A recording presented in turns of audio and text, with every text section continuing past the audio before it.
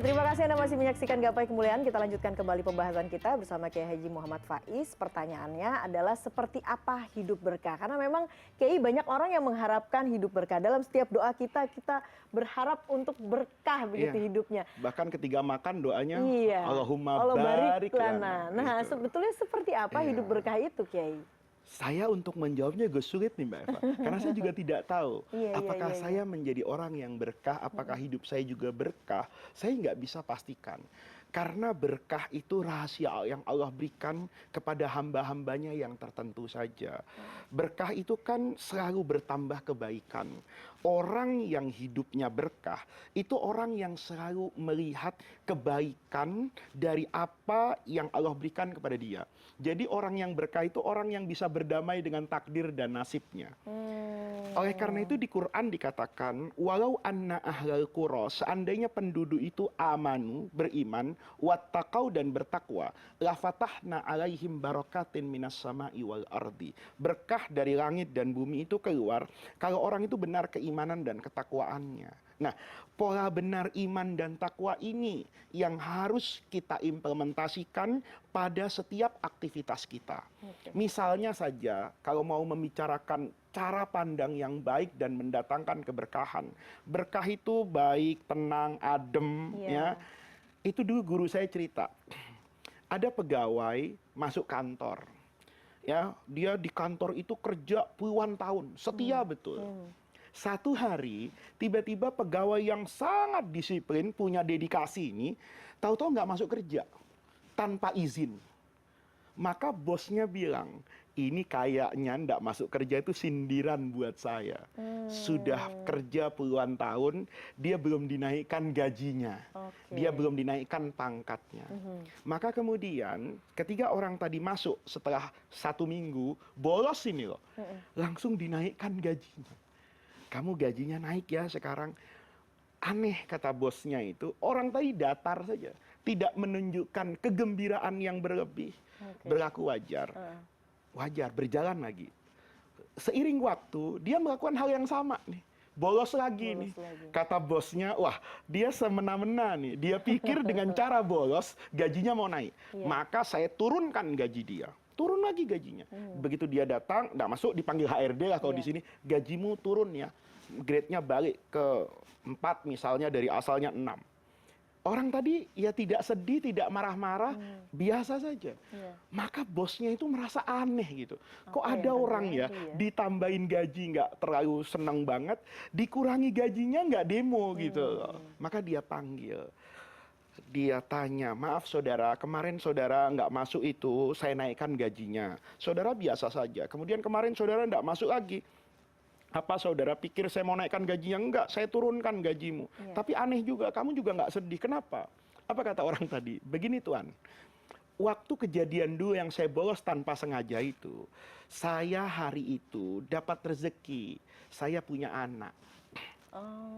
Istri saya melahirkan, ini cerita lama kan, bukan di rumah sakit, di rumah. Saya terus harus membantu sampai istri saya recovery, bisa sehat, bisa keluar, turun dari tempat pembaringannya setelah melahirkan dengan proses yang tidak mudah. Maka saya tidak masuk kerja. Begitu saya masuk kerja, Tuhan naikkan gaji saya. Ya saya tidak heran. Kan Allah itu menanggung rezeki semua orang. Hari ini ada mulut baru di rumah saya yang butuh makan, butuh pakaian. Tuhan kasih rezeki tambahan. Ya tidak ada yang istimewa. Kata tuannya, lalu kemarin kamu tidak masuk. Kemarin ibu saya meninggal. Ibu yang setiap hari hidup bersama saya, yang nafkah dan kebutuhannya menjadi tanggung jawab saya. Ketika saya tidak masuk itu karena saya membantu penguburan ibu. Menunggu orang-orang yang bertakziah, maka saya bolos 3 hari. Ketika saya masuk, Tuhan potong gaji saya juga nggak sedih. Kenapa? Kan kebutuhan saya sudah berkurang. Tidak boleh saya menjadi orang yang serakah. Itu majikannya, kehilangan kata-kata. Karena disitulah sebetulnya orang yang hidupnya berkah. Dia tidak pernah takut kehilangan atas apa yang ada dalam dirinya. Dan dia juga tidak terlalu bahagia dengan apa yang datang tiba-tiba, karena dia tahu sejatinya yang membagi rezeki itu Allah, dan Allah itu akan membagi dengan kebijakan Allah, bukan dengan hawa nafsu saya. Ya Allah, Masya Allah. Itu kunci Itu hidup kunci berkah. hidup berkah. Itu kunci hidup berkah. Nah, Memandang baik kepada semua yang menjadi takdir dan bagiannya dalam hidup. baik itu kebahagiaan ataupun itu kedukaan, begitu ya Kedukaan, Kiai ya. kedukaan. Nah, tapi kalau bicara soal berkah Kiai, apakah kemudian nanti ada hubungannya dengan amal ibadah yang kita lakukan selama sehari-hari kepada Allah Subhanahu wa taala? Pasti, pasti itu akan berlaku secara umum bahwa keberkahan itu kan kebaikan. Ketika kita semakin baik, semakin tulus, semakin bersih kepada Allah, pasti Allah akan memberikan hal yang seperti itu. Jadi jangan dikira berkah itu nempel sama kiai, belum tentu. Berkah itu nempel, iya. Saya Iya, selalu iya, iya. bilang sama santri-santri saya bilang saya itu Minta seneng doa sama kalian. supaya Iya, kalau ada orang dapat minta doa sama berkah. saya atau ada orang secara bilang, Pak Faiz saya minta berkahnya dong. Iya. Saya selalu bercanda Mbak Eva. Kalau saya punya berkah, saya kasih istri saya dulu, anak saya dulu. Kalau ada sisanya, saya kasih Anda. Nah, berkah itu kan bukan dengan cara yang seperti itu. Tapi berkah itu mengambil keberkahan orang tua itu dengan berbakti kepada orang tua. Mengambil keberkahan dari guru itu dengan mengimplementasikan semua ajaran guru. Mengambil keberkahan dari lingkungan. Ya tentu berbuat baik dengan ekosistem yang ada. Jadi ketika kita kemudian mengedepankan proses sholat, zikir, munajat, puasa, itu tentu akan berbanding lurus dengan keberkahan yang kita dapatkan.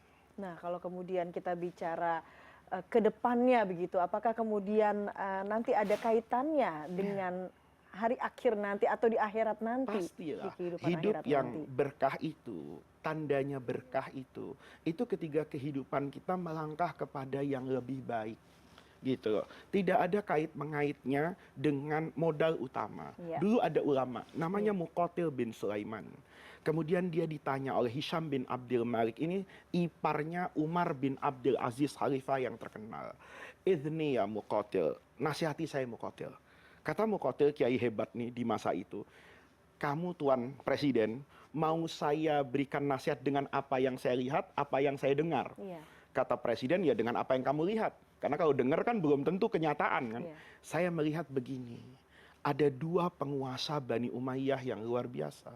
Umar bin Abdul Aziz, kemudian dengan Abdul Malik bin Marwan. Dalam satu riwayat namanya, saya lupa nama yang satunya, tapi dia menjadi ipar daripada Umar bin Abdul Aziz. Kata beliau, yang minta nasihat, mohon maaf, Abu Ja'far al-Mansur. Begitu dinasehati, maka dia katakan, waktu Umar bin Abdul Aziz wafat, itu hanya meninggalkan warisan 12 dinar. Dipotong biaya penguburan, pengkafanan, anak-anaknya hanya mendapatkan 1 dinar saja. Sementara anaknya Hisham bin Abdul Malik, itu diwariskan jutaan dinar 1 orang anak. Hari ini kekuasaan berganti, Bani Umayyah hilang, yang berkuasa adalah Abbasiyah. Saya melihat anak-anak Umar bin Abdul Aziz yang diwarisi 1 dinar. Hari ini kekayaannya luar biasa. Sementara anak-anaknya Hisham yang mewarisi jutaan dinar dari ayahnya hanya menjadi pengemis di masjid-masjid Baghdad. Itu menunjukkan perilaku kan.